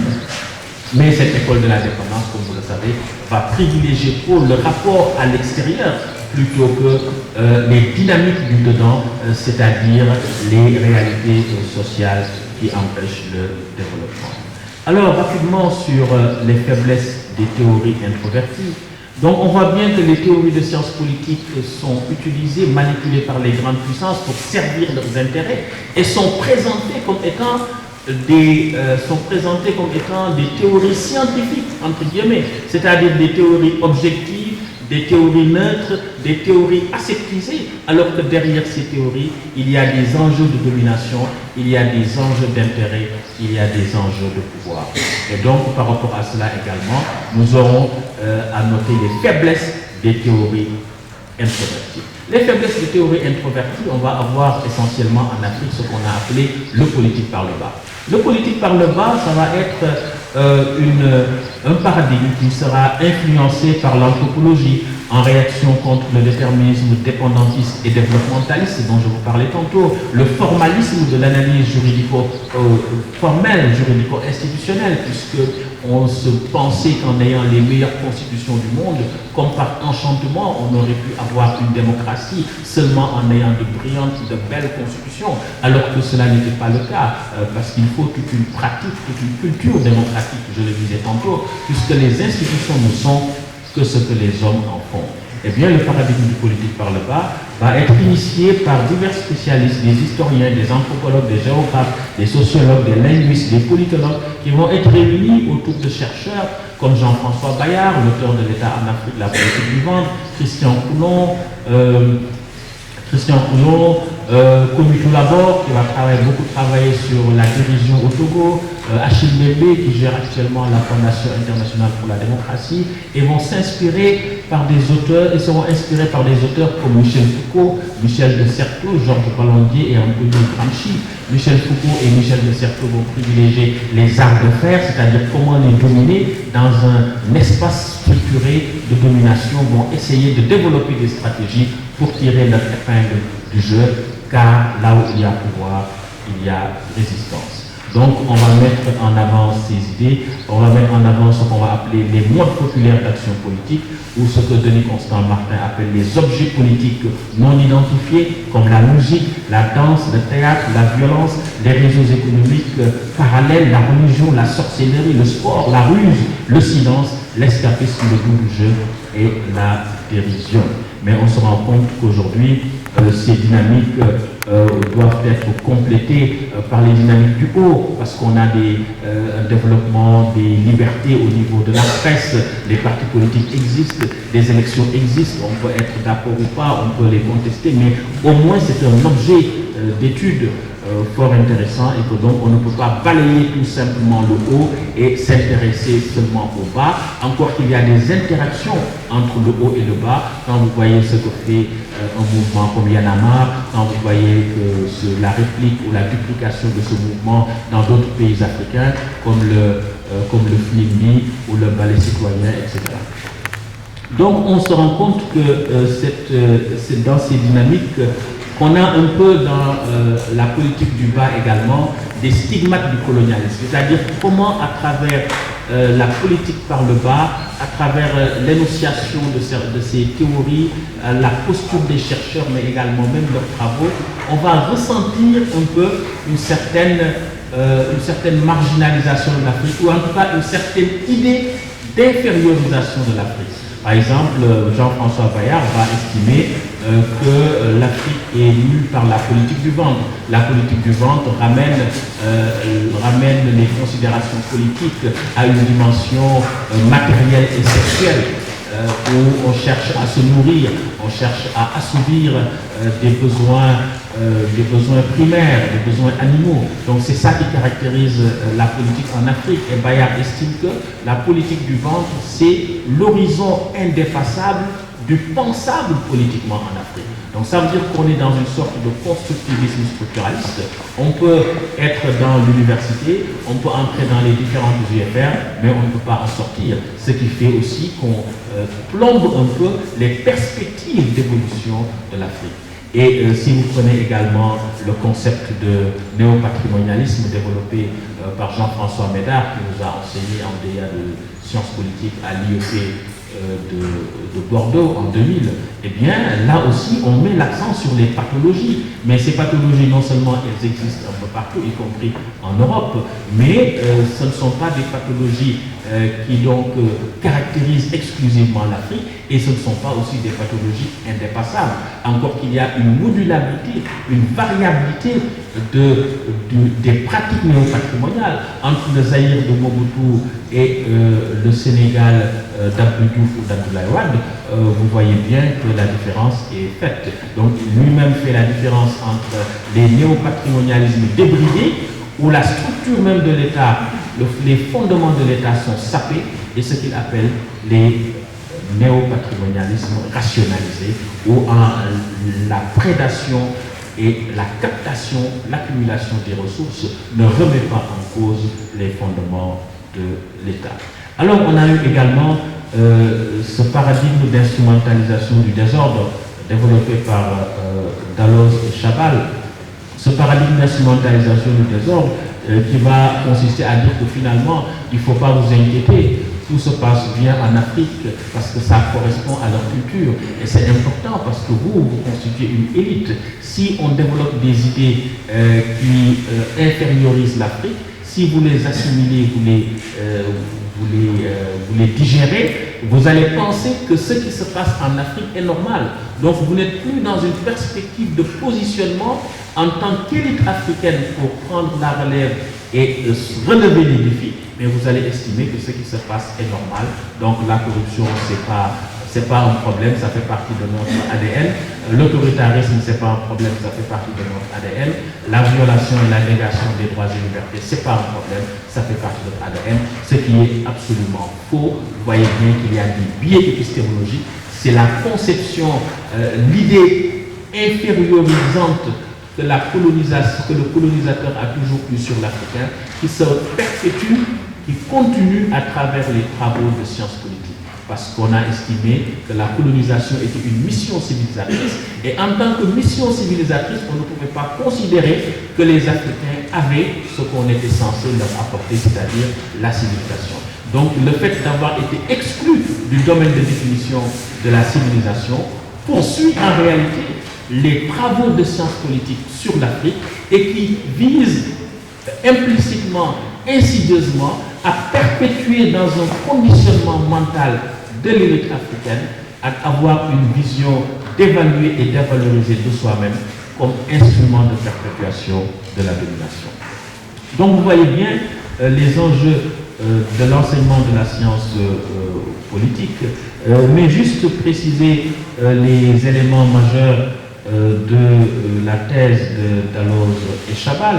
Cette thèse va être structurée autour de 5 points pour décrypter le politique en Afrique. C'est la subordination de l'individu au groupe, l'impératif de réciprocité dans l'échange, la relation inégalitaire fortement personnalisée, la conception de la réussite impliquant la générosité par la redistribution ciblée plutôt que l'épargne productive, et enfin le primat du court terme sur le long terme, la prévalence des intérêts immédiats, factionnels, personnels et concrets au détriment des perspectives supérieures macropolitiques. Ça veut dire que les Africains seraient incapables de voir au-delà de leurs intérêts personnels, de voir au-delà des circonstances, et de ne pas s'inscrire dans des projets, de ne pas se fixer des objectifs élevés et de mettre en œuvre des moyens pour les atteindre, ce qui est tout à fait faux. On voit bien ici dans ce qu'on appelle prétendument science politique africaniste, qu'il y a les biais de la colonisation, de cette infériorisation de l'Africain qui résulte également de la colonisation qui est perpétuée à travers la science politique. Alors, certainement, on aura l'occasion de revenir en détail lors des débats, et ça va nous permettre donc de passer très rapidement au deuxième mouvement de ma pensée, à savoir le démarquage par rapport au biais épistémologique du positivisme. Le démarquage par rapport au biais épistémologique du positivisme.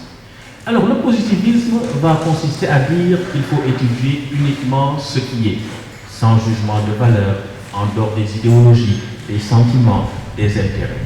En réalité, c'est une imposture. Je viens de vous le montrer à travers les biais les biais idéologiques, comment les grandes puissances masquent leurs intérêts à travers, en finançant des chercheurs, en développant des théories, pour toujours dominer les autres, depuis l'ethnographie, depuis l'ethnologie, depuis l'anthropologie, en passant par le développementalisme, en passant par le dépendantisme, et même pratiquement toute la science politique africaniste, politique par le bas, néopatrimonialisme, instrumentalisation du désordre, etc.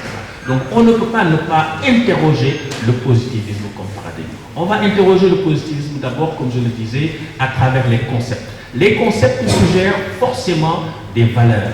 Et c'est pourquoi on fait le couplage entre la Constitution et le constitutionnalisme en droit constitutionnel, par exemple. La Constitution va être l'ensemble des règles relatives à l'origine, à la conquête, à l'exercice et à la transmission du pouvoir dans l'État. Et le constitutionnalisme va être cet arrière-fond politique et idéologique qui inspire la Constitution. Pour vous dire que pour faire fonctionner la Constitution, il faut une culture constitutionnelle, il faut une culture démocratique. Et que sans celle-ci, les dispositions de la Constitution ne peuvent être que lettres mortes. Donc il y a d'abord dans les concepts de l'idéologie et des valeurs.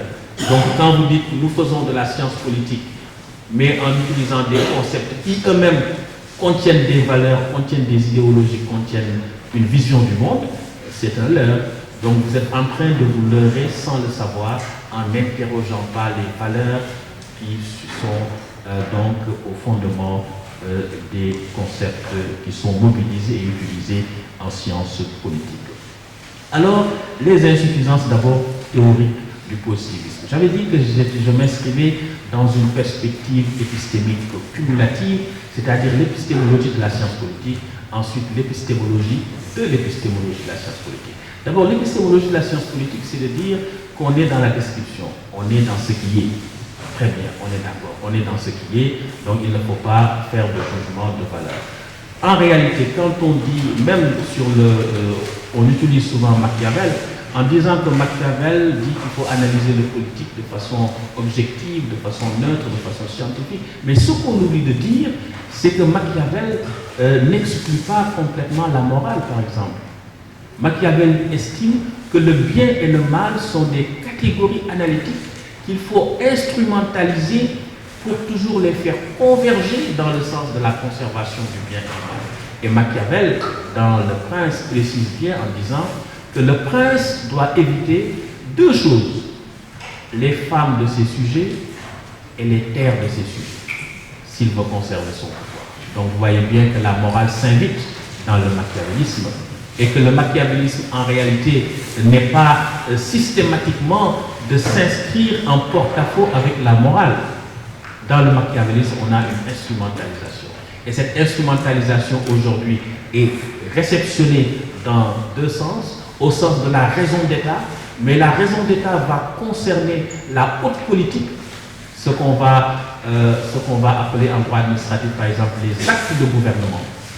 La haute politique, c'est-à-dire que le président de la République est responsable de la vie de 17 millions de Sénégalais, ou bien de 32 millions de Français ou d'Américains.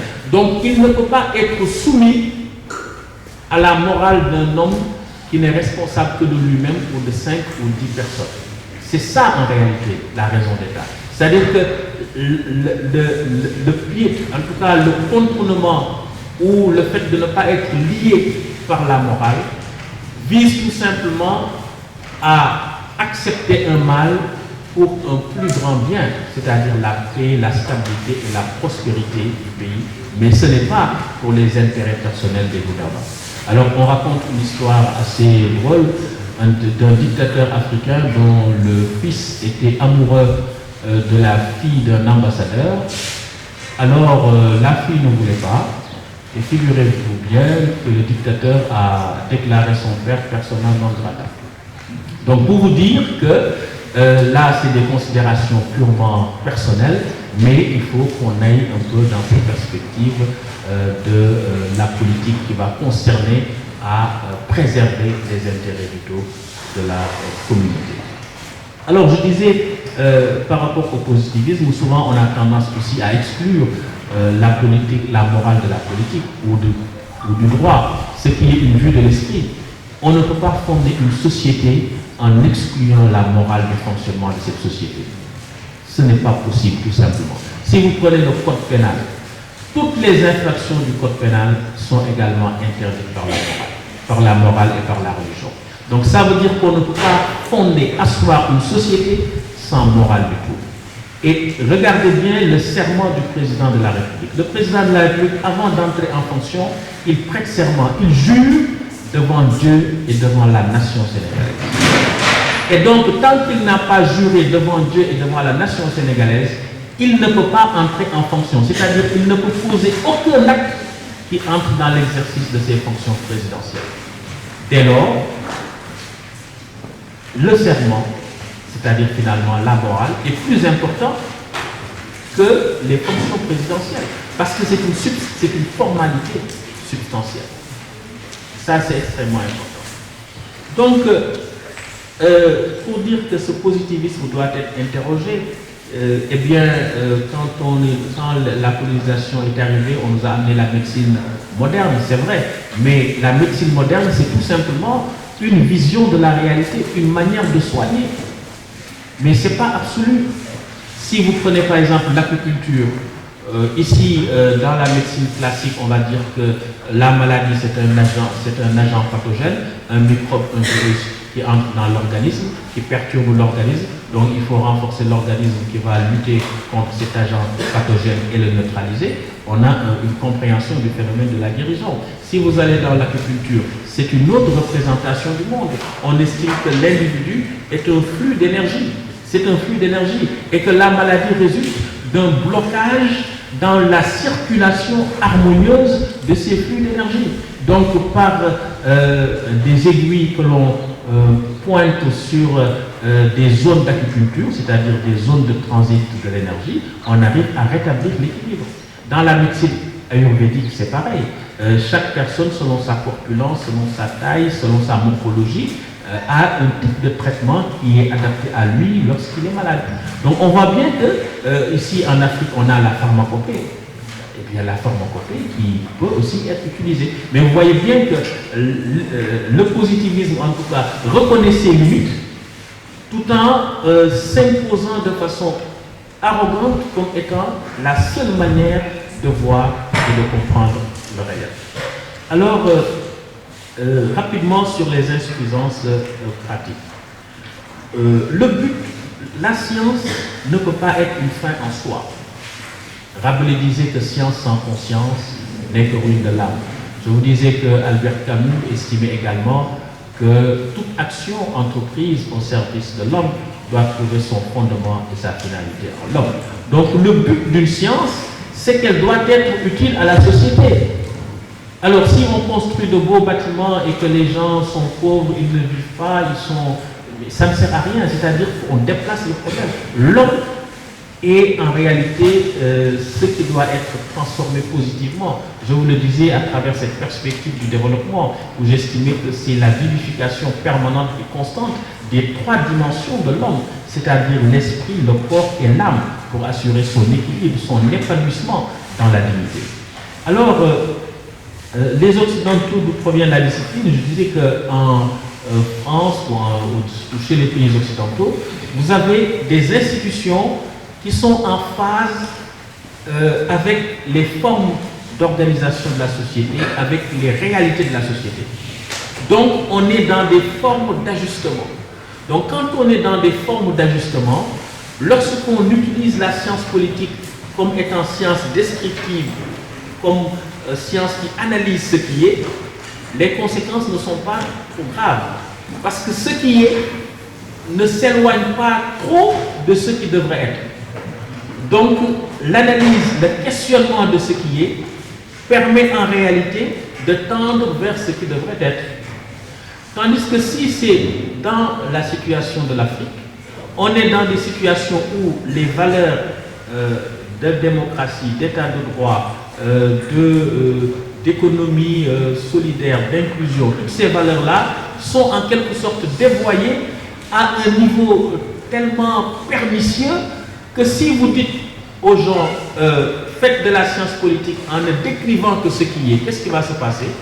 Les scientifiques, entre guillemets, qui ne sont pas suffisamment réflexifs, vont perpétuer en réalité les clichés en disant que ce qui est, on l'analyse tel que c'est, donc finalement ce qui est va être légitimé comme étant ce qui doit être, ce qui est très grave. C'est-à-dire que si on vous dit qu'il y a quelqu'un à qui on confie 5 milliards pour construire des hôpitaux, pour que les gens puissent manger à leur faim, pour qu'on puisse construire des écoles, il prend les 4 milliards 5 ou les 3 milliards et fait n'importe quoi, mais c'est pas grave, c'est la science politique, on analyse. Ne faites pas de jugement de valeur.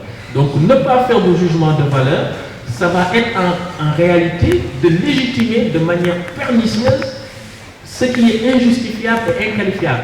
Et sous couvert de scientificité, on vous dit non, attention, ne jugez pas. Ah non, c'est la neutralité axiologique. Or, la neutralité axiologique, c'est un leurre. Pourquoi c'est un leurre? Parce que les concepts même qu'on utilise, c'est des concepts, encore une fois, qui contiennent des valeurs, qui contiennent des idéologies, qui contiennent des intérêts. Et que ce qu'on appelle science, en réalité, est toujours mobilisé au service d'intérêts, au service d'idéologie. Mais, parce qu'il y a un grand mais, ce qu'il faut éviter, ce n'est pas d'être dans le déni, parce qu'il y a des réalités, il ne faut pas nier qu'il y a la corruption, qu'il y a des conflits armés, qu'il y a des comportements relatifs à la violation des droits et libertés. Parce que si on le nie, on est dans le déni, c'est-à-dire on refuse d'accepter la réalité. Donc il faut regarder et accepter froidement la réalité. Mais ne pas se dire que la réalité n'est pas susceptible de changer, n'est pas susceptible d'évoluer. Ça, c'est le premier point. Le deuxième point, c'est de se dire que l'évolution de la réalité interpelle chacun d'entre nous. Et c'est là où c'est important, parce que vous constituez une élite. C'est-à-dire que si le pays va bien, vous avez une responsabilité. Si ça va mal, vous avez une responsabilité. Si vous êtes quelque part à la magistrature, à l'École nationale d'administration, partout où vous pouvez servir, dites-vous que partout où vous serez, vous êtes en train de servir votre communauté.